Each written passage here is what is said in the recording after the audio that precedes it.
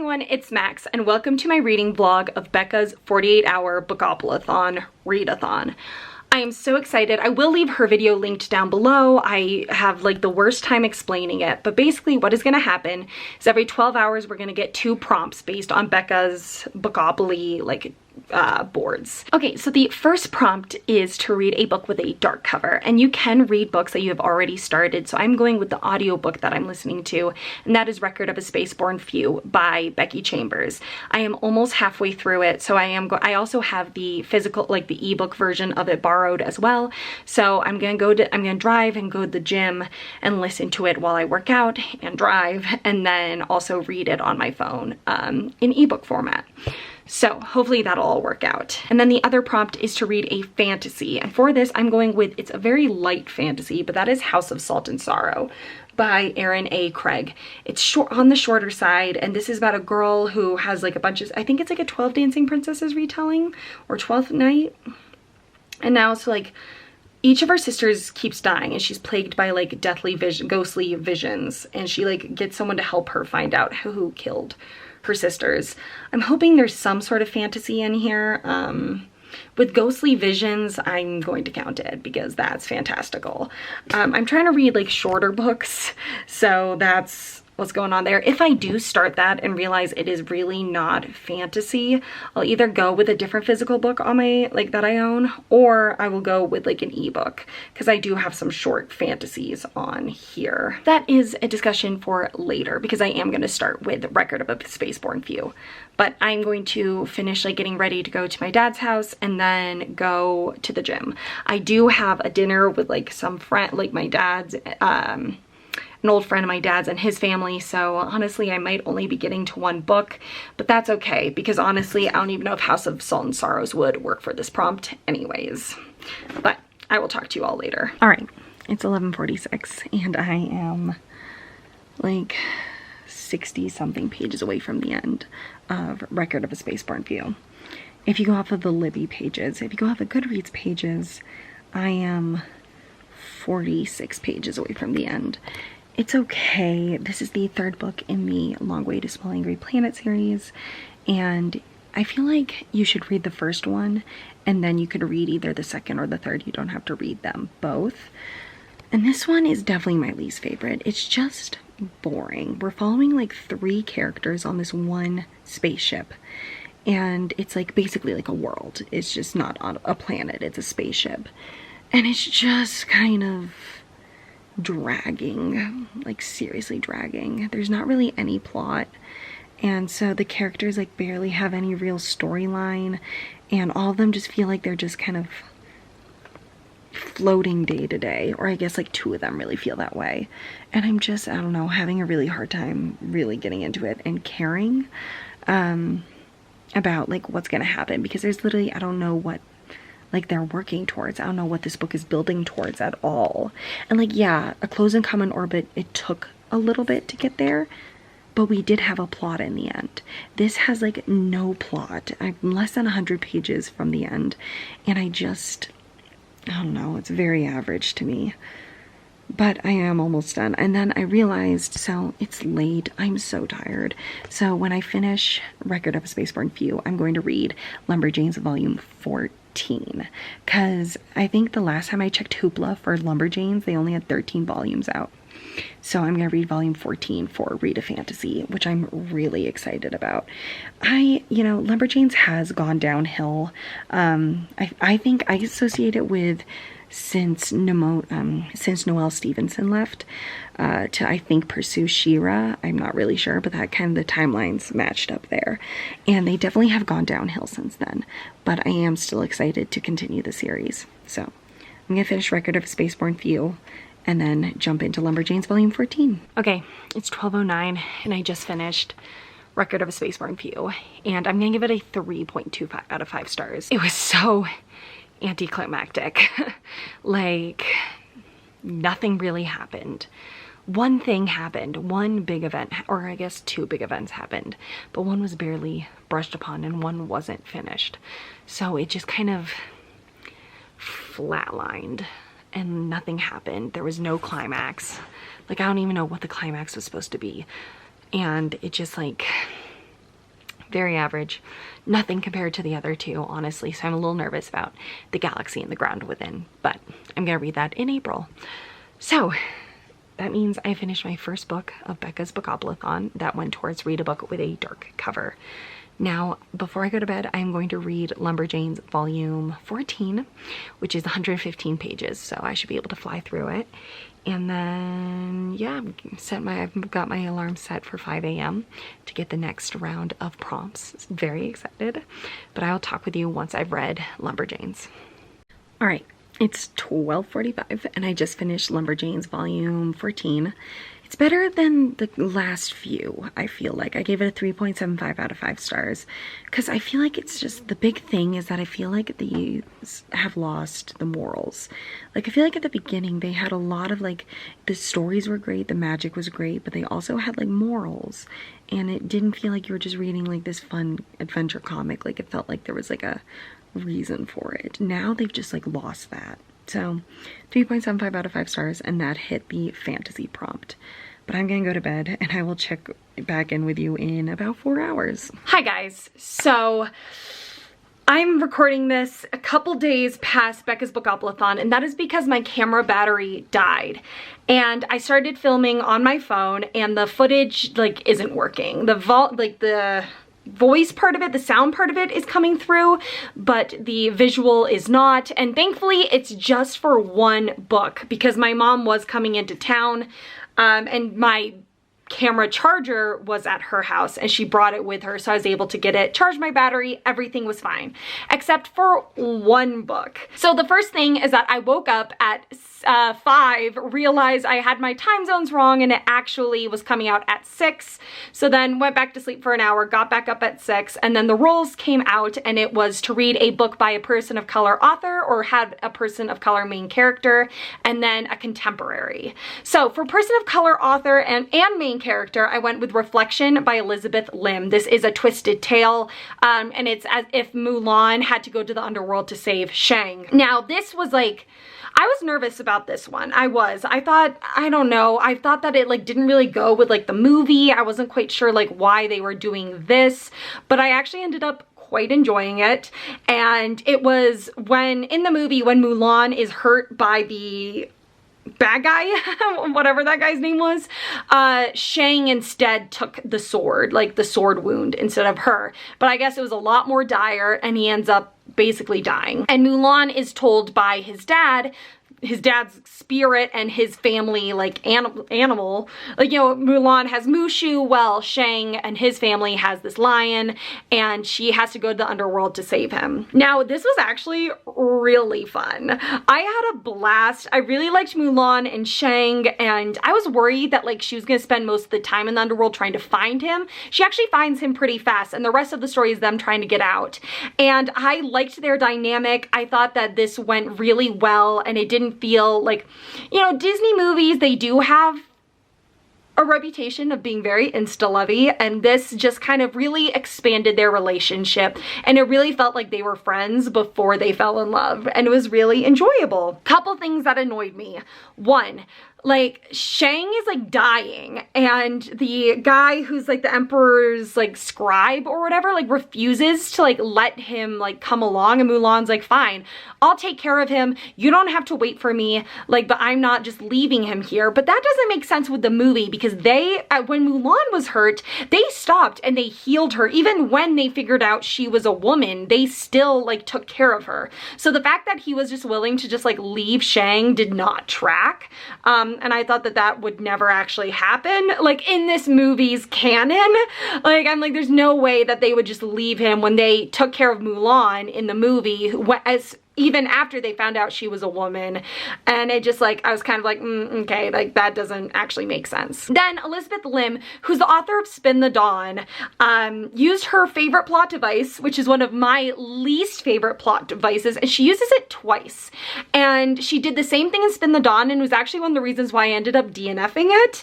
And this is where our main character like knows they're about to go through this like mental trial, and they go in knowing that this isn't going to be real, and yet they let it totally influence them and like they totally react to it. So this is like where she meets this woman who's like the goddess of forgetting, kind of. Like she's this creature who's known to like kind of make you forget everything and then like take over. And she like drinks this tea and knows that she's about to go through this trial, but she still lets it totally influence her. And the same thing happens later where she actively is like, nope, I've got to do this. This is the only way we can leave the underworld. And like, she's like, nope, this isn't real. This isn't real. This isn't real. And then like Shang shows up looking like his ghost version. She's like, oh my God, it's real. And I'm like, they could literally make you see anything. Of course they're gonna make it look like Shang looks like his ghost version. Like, I just feel like she was so stupid. I can't stand this plot device because I can't help but just be like, you're so stupid. Like, come on, like, you know this is fake. Why are you letting this control you? And maybe it's me having been emotionally manipulated since I was like a little kid, but like, you know, when they're like, oh my God, you suck. And she's like, ah. I'm like, okay, like, get over it. Like, come on, like, stop. One, you know this is fake.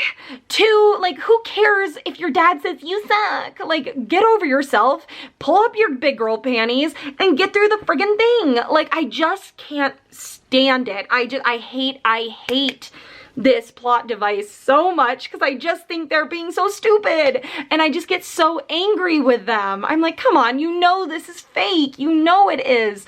And then just like, I don't know, the emotional toll that like they get from their parents being like, you're a disappointment, is like, okay, like calm down. Like, wow, you really live in an idyllic world if people have never told you you're a disappointment, which, you know, who knows, that might be speaking to some childhood trauma that I haven't addressed in my life, but you know, I just like can't get into it. I hate it so much. It drives me crazy. And she used it twice, which I hated even more. But honestly, I still enjoyed it because I think I like Mulan as a main character. I think she wrote her really well. I liked Shang. I liked the story. So it took, usually like this plot device took books from like a 4 to a 3, a 3 to a 2, a 3 to a DNF in the case of Spin the Dawn. Like, usually it affects my rating so heavily, but in this case, it just took it from a 4.25 to a 4 because I just liked the story overall. And I did like, even though I hate the plot device, how between the 2 times it happened, Mulan showed such significant growth and her character development really like shined through this second time she was in this scenario because it showed how much she like grew to believe in herself and how strong she'd become. So I ended up actually like really enjoying it. And even though I don't like the plot device and I still just don't think it's really a necessary thing, and usually I don't think anything comes of it. The second time it almost made sense like why it was part of the story, and it did show like a lot of growth in Mulan that, you know, I could kind of get behind it. I wasn't into it, I don't like it, but I could understand like why it was a plot device in this book. So overall, I did actually really enjoy it. I had a good time. I really liked reading it. I flew through it. It was like 400 pages and I finished it in like 2.5 hours. I really liked it, and so far it is my favorite of the Twisted Tales, which is surprising because I thought it was gonna be my least favorite. So plot twist. But anyways, let's get back into the vlog and you shall see going forward, starting with Well Played. All right, it is 2:45, which means I'm literally flying through this book because I started it around 2, but also I wasn't like fully committed to reading because I was watching like the reading sprint people like talk. But I am 104 pages into Well Played. And I'm scared. I like Stacy as a main character a lot. I like, she's plus sized, which I didn't even realize until right now because she's trying on bridesmaid dresses. And I feel like, you know, like it's a genuine concern where she was nervous about the dress and then the dress didn't like really fit, but that's okay. Like it was just trying it on, but like her feeling like she had to apologize for being like plus size. Like I'm plus size and I see that, you know, I feel that a lot where it's like, it's kind of embarrassing, you know, when stuff doesn't fit. I mean, I've never had it like this sort of situation where I was like trying anything on for like a wedding, but just like even going into stores and having to try on larges and extra larges and stuff is just kind of, and then sometimes like especially stores where they're not built for plus size women, they don't, like, the sizes are very skewed, and so, like, you have to pick up, like, an extra large sometimes when in, like, stores for plus size women. It's like a medium, you know, and so it's like, it's very skewed, and it definitely does a lot of bad stuff for her self-image. But so I do appreciate that, and I appreciate, like, her mentality on it. The one thing that I am nervous about is I'm pretty sure the guy she's texting is not Des, like who she thinks it is, but he is letting her believe he's Des. I thought it was gonna be like they just never said, like she never said his name. And so like the guy like honestly thought she was messaging him and then like finds out later that she was messaging Des. But like at the beginning of every email, she was like, "Hi Des," or Dex. No, it's Dex, not Des. I'm like, "Hi Dex, what's up Dex?" Like references like stuff, you know, like references him and like conversations that they've had, and he's just like going with it. I'm hoping it's Dex, but I don't think it is. I think it's Daniel who she meets. Like we have like a brief conversation with him, and she mentions he has red hair, and if you see on the front, this guy has red hair. So I'm nervous that he's been just letting her think that he's Dex and he's not. Because that I'm not really okay with. He's catfishing her, basically. If like she had never said his name, so he honestly thought she was talking to him, I'd be all for it. I would totally understand. But the fact that she like has made it known that she thinks she's talking to Dex and he's just letting her think that, I don't love. I don't like at all. I'm not a fan of that, and I'm just very nervous about it coming out and then her just probably forgiving him because it's a contemporary that's like, I mean, it's in a series, but they're basically like standalones within the series. So I'm really nervous about that one. Gonna admit it, very nervous. So we'll see. But I'm gonna take like a little break, get some water, and then start reading again. And I'll talk to you once I've made some more progress. I'm stupid. Dex and Daniel are the same person. Yep, they're the same person. Dex is his fair name, Daniel is his real name. I'm so stupid. I was like, I think it's this Daniel guy. They are the same person. Daniel is Dex, Dex is Daniel. This is really fun for me. I love being stupid. Nope. I was right the first time. They're not the same person. Oh my god. Then Daniel, oh yikes. This is a bit of a yikes. A bit of a yikes. Yeah.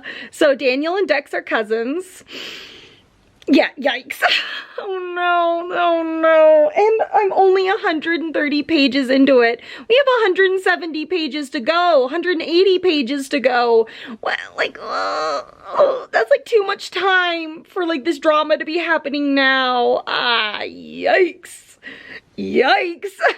Oh no. This is a spoiler, but also I feel like you need to know this going in, that someone is literally catfishing her. So it's really fun.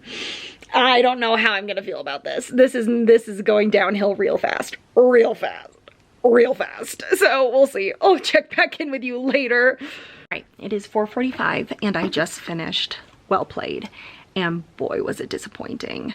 The first 100 pages were good. Everything after that just went downhill. She forgave Daniel way too fast. It was like they barely had a conversation and then they were like having sex. And it just like, oh, it was not good. And then like it turned out he was keeping like another secret from her. And then she was like, you know, understandably got angry, and then like they broke up, and then all of a sudden she's like, I screwed up, oh my god, I need to go find him. I'm like, girl, no, you deserve so much better. But both of them were just very like pitying, like self-pitying, and being like, why would they ever like me, so I have to be like, it just, first 100 pages were solid, everything else not good. Not good. Like, she deserved so much better.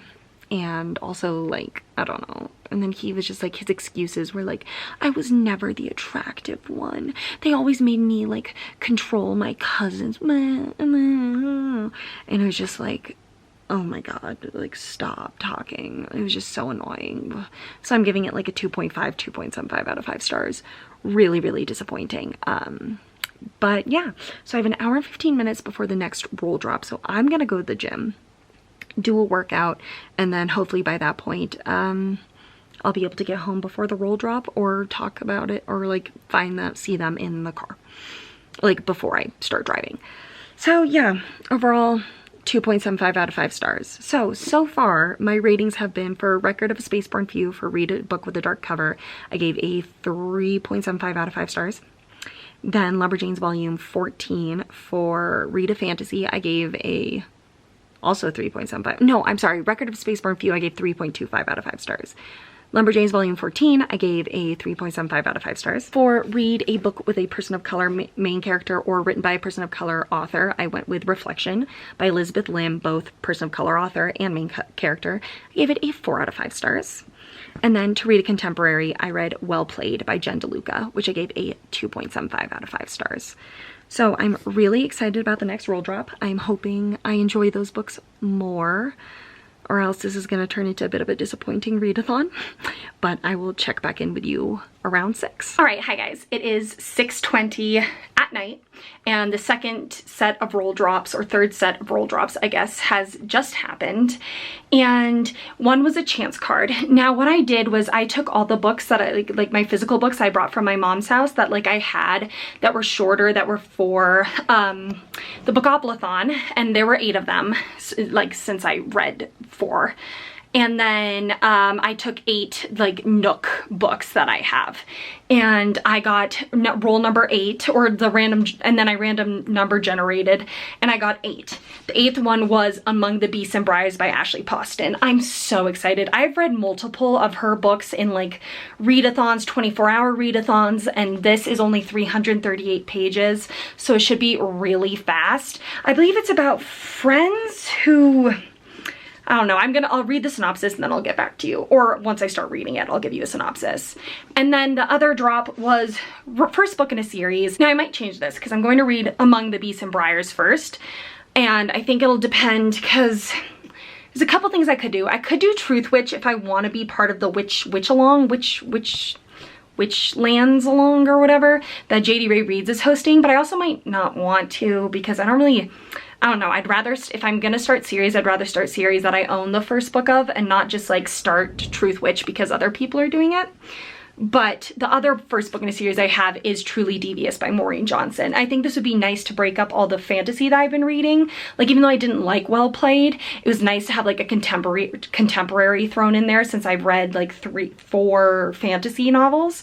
And so having a mystery would also be good. And it's a YA mystery. It is 416 pages, but it's a YA mystery. I have a feeling I'm gonna fly through it. And this is about a girl who is an amateur detective, and she starts going to this boarding school where the founder's wife and daughter like disappeared and were never found, and she decides to like look into it. I have heard great things about this. I did just DNF a book by Maureen Johnson, so I am a little nervous about that, but I am overall really excited to try this out. So yeah, those are my 2 next reads. I'm always nervous because 6 p.m, you know, I'm not gonna be able to stay up late enough to like finish both of these, because altogether this is almost like 800 pages. It might even be 800. Yeah, it's like probably 800 and something pages. So it's just like, that's a lot. And at night, it's hard to like get myself to like read that much. You know, like when it's like 6 a.m. roll drop, I'm like awake. You know, it's like during the day, I can read 2 books pretty easily. But in this case, I mean, that's just like a lot, and it's night, and I have to eat dinner, so we'll see. I definitely want to get to Among the Beasts and Briars, and then if I can, I do want to also get to Truly Devious, but I will talk to you all once I've made some progress. All right, it is 8, and I have read 200 pages of Among the Beasts and Briars, and I realize I should tell you why I'm filming in my bathroom, but that is because my room has no walls or a door, and it's very loud in the living room, which is right below my room. So the bathroom is like the only quiet room in the house right now. But I am 238 pages into Among the Beasts and Briars, so I only have 100 pages to go, and I flew through the first 100 pages. I read in 30 minutes, and then it took me an hour to read 138 pages. So yeah, I'm just flying through it. And this is about a kingdom that made a deal with like the magical people to like protect them from like these creatures, and the curse or the protection is like running out. And our main character has a bit of magic in her from this event that killed the crown prince, his guard, and her mom. And she has to travel to like this magical city to try and get their help and protection. and she's got a fox with her and a bear, and I'm enjoying it. It feels on the younger side, except one time the fox who gets turned into a human says the F-bomb, and it was so like shocking because it feels like a middle grade almost, except that one moment where I was just like, whoa. But other than overall, I am really enjoying it. I don't know how this is gonna wrap up in 100 pages because I looked on Goodreads and I'm pretty sure it's a standalone. So I honestly don't know how they're going to wrap all this up. It's probably going to be pretty rushed, but overall I'm just having a good time. I'm flying through it and I'm excited to finish it. Because it is 8, I'm probably going to be eating soon, so I'm going to probably be taking a bit of a break, probably about an hour to like eat and everything, and then I will get back to it. But I'm going to read until that happens, and I'll talk to you all once I finished it. Hi everyone, so it is 9:45 and I just finished Among the Beasts and Briars by Ashley Poston. It was okay. The ending, as I assumed, was very rushed. Yeah, it kind of just all happened very fast. I think I'm gonna give it like a 3.25 out of 5 stars because it was fine. But you know, I do usually like my fantasy standalones a bit longer so that we could really delve into like the world, the magic, the characters, the plot, while like short especially like 338 page fantasy standalones, I'm not always the biggest fan of. And so, I mean, it was good. It just wasn't anything to write home about. So 3.25 out of 5 stars. Now, to start a series, I don't know. I'm like, I want to read Truly Devious, but I'm also like, it's so late. I mean, it's not that late, but to like actually finish it, I'd have to stay up to like at least 2.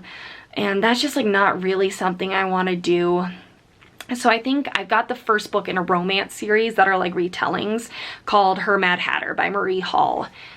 And I checked and it is the first one in the Kingdom series. So I think I'm going to read that. It's only 127 pages, so I'll be able to fly through it. And I just think that's what I'm gonna do so that I'm not really up till 2 a.m. to then wake up at 6 to get the next roll drop. I'm just, I don't know. I already am like so tired throughout the week and I just like need like the weekend to actually like sleep. And so staying up till 2 is just not something I want to like force myself to do.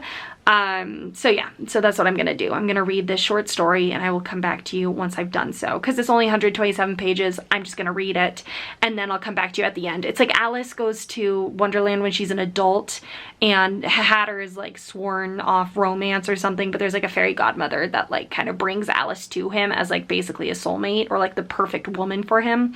And I think they fall in love. So I'll talk to you later. All right.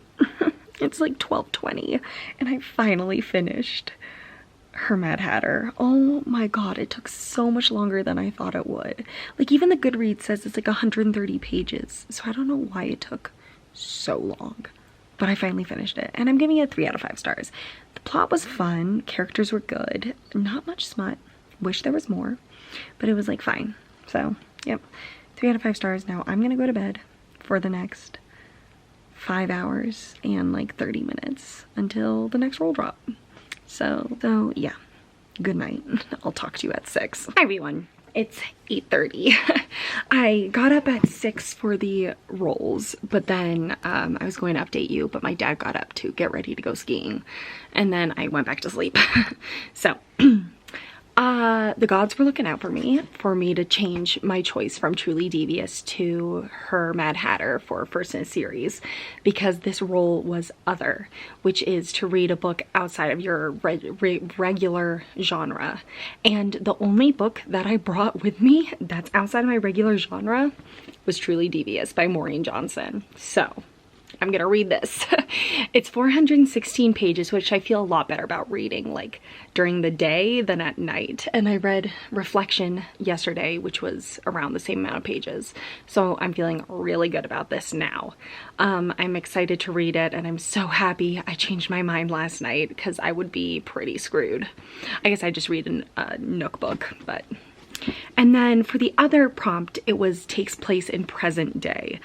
And there are a couple options that I have because it all depends on the Midnight Library.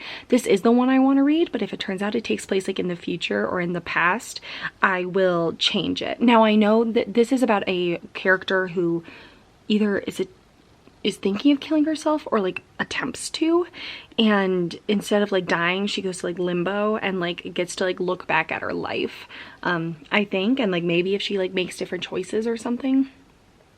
And so I get that there are going to be like flashbacks to the past, but if it takes place like in present day, or maybe if it takes place in the future but the flashbacks are to like today, I'll count it. But if it's like super in the future, super in the past, I will change it to either Vow So Bold and Deadly, because like, I mean, yes, it's in a fantasy world, but Harper, our main character, is from Earth, current day. Or The Archive of the Forgotten, because again, it takes place in like hell basically, but it's like hell present day. So this is like as close as I'm gonna get. I finished my only contemporary, so that's it. But yeah, so I'm really excited. I am going to start with Truly Devious, because bang out the long one and then I can hopefully bang out the Midnight Library pretty fast, because the Midnight Library is like 280 something pages, maybe like 288 pages, so really fast. And yeah, that's all I've got for you right now. So I am gonna start Truly Devious and I'll talk to you all later. Hi guys, it's 11:14 and we're starting a sprint at 11:15. So I thought I would quickly update you. I am 70 pages into the Midnight Library. I didn't start reading after I updated you for a while. I just like took a break. I'm not feeling great. My stomach hurts and I'm feeling a little nauseous. So I think I'm going to read the Midnight Library and then do a graphic novel for other, and kind of say like graphic novel is a format I don't read a lot, and do like Lumberjanes volume 15 or something, just something fast. And then I can just call it good because I'll have read 8 books. Yeah, I'm just not feeling 100%. I'm feeling pretty gross and queasy and yeah, not great. Not great. So I think I'm gonna read the Midnight Library. I don't know how long this next sprint is gonna be. If it's gonna be, let's see, we're starting at 11:15, so probably 45 minutes. And I'll see how much I read then. And my main priority is gonna be the Midnight Library, and then I'm just gonna read a quick graphic novel to finish it all out. But I will talk to you at the end of this sprint. Or, I don't know, once I've made some more progress in the Midnight Library. Alright, it's 11:45, which is the end of the sprint, and I'm 121 pages into the Midnight Library. And it's okay. It's like the first 50 pages was such an info dump of like everywhere she went wrong in her life, and like why her life was so miserable, and everything she did wrong and like failed at and decided against, and when she didn't work in her favor. It was just a little bit like, okay, we get it. She's a complete self-sabotager. Like, I get it. It was just like so much. And now, so this is about a girl who attempts suicide. And when she does so, she is taken to this library. Because like death comes for you, you shouldn't be going to death. So I'm assuming like everyone who attempts suicide goes to this library. And she gets to choose to see like her different lives if she had made different choices. So for her, it'd be like if she kept swimming and became an Olympic swimmer, or if she had kept with her band, or if she had become a glaciologist, like someone who studies glaciers. And it is like basically showing us that no matter what she's choosing, she's still miserable. Like no matter what she chooses, she's not happy with life.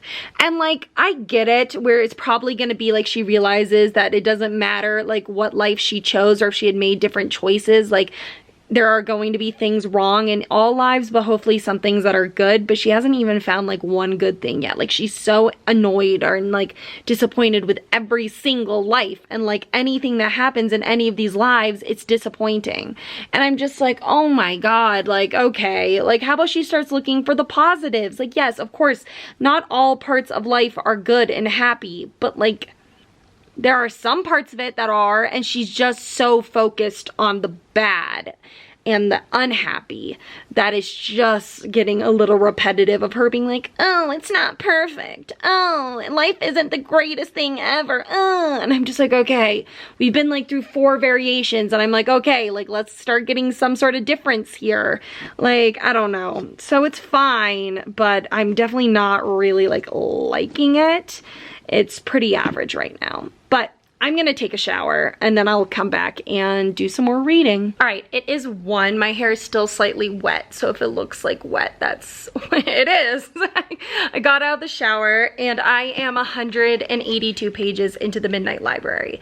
And I am liking it the more it goes on, and I think it's because she's like really starting to like come into her own and like understand herself and understand life, and I'm enjoying it.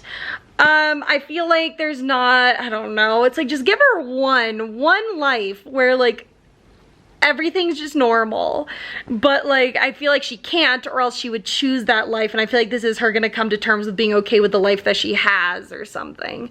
But yeah, so I don't know how it's gonna end. I feel like it's gonna be disappointing no matter what, because it doesn't feel, I don't know, it feels like it's not gonna be legit. I don't know what I'm saying. It just feels kind of weird. It's okay though, I'm enjoying the writing, and I like our main character as the book goes on. It's just, I don't know, I feel like all of them have a little, like, it feels like a little absurd that every single one of the lives that she's living has something wrong with it.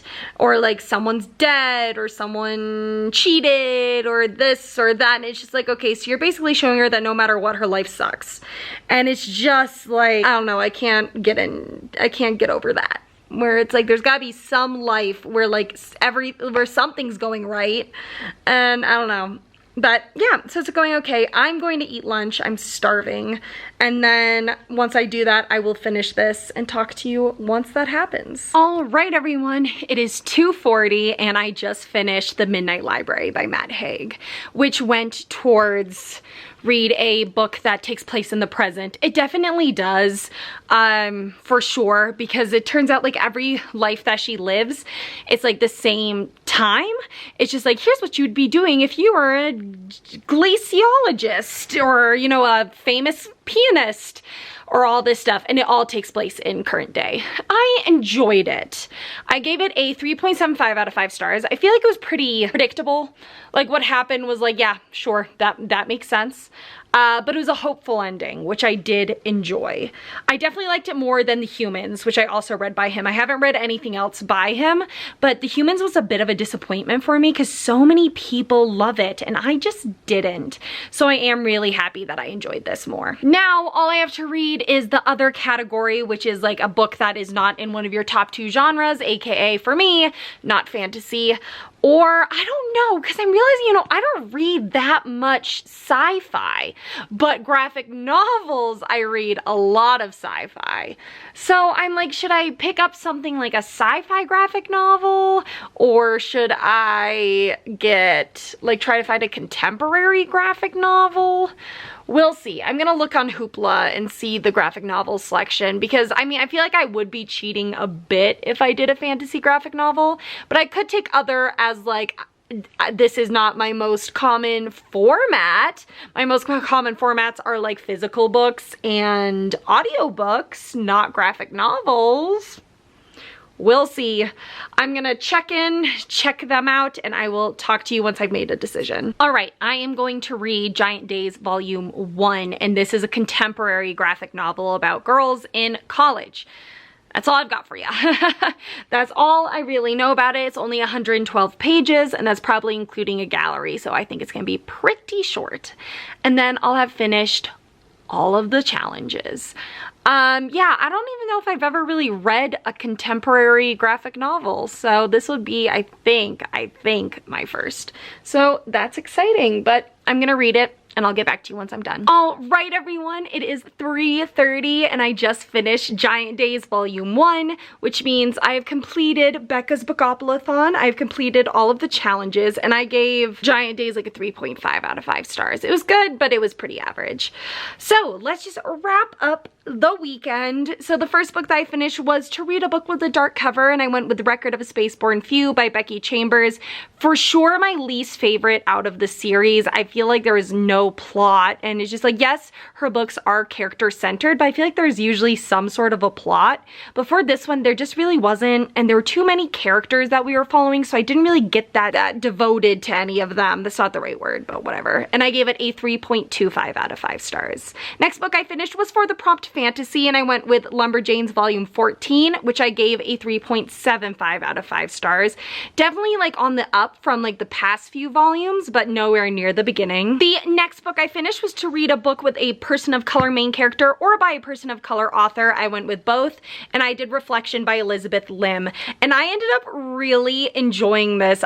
I'm really surprised that I did. I didn't think I was going to, and I ended up giving it a 4 out of 5 stars. Then for contemporary, I read Well Played by Jen DeLuca, and I gave it a 2.75 out of 5 stars. The first 100 pages was good, and then it went very downhill. The next book I finished was for the chance card, which was like you choose, I did 8 books that I wanted to read, 8 books that I didn't really want to read, and then I random number generalized it, and I got Among the Beasts and Briars by Ashley Poston, which was a book that I did want to read, so I was really excited about that, and I ended up giving it a 3.25 out of 5 stars. Then for first book in a series, I read Her Mad Hatter by Maria Hall, and I gave it a 3 out of 5 stars. And then for the second to last prompt, it was to read a book that takes place in present day, and I went with The Midnight Library by Matt Haig, which I gave a 3.75 out of 5 stars. And then the last book that I read this weekend was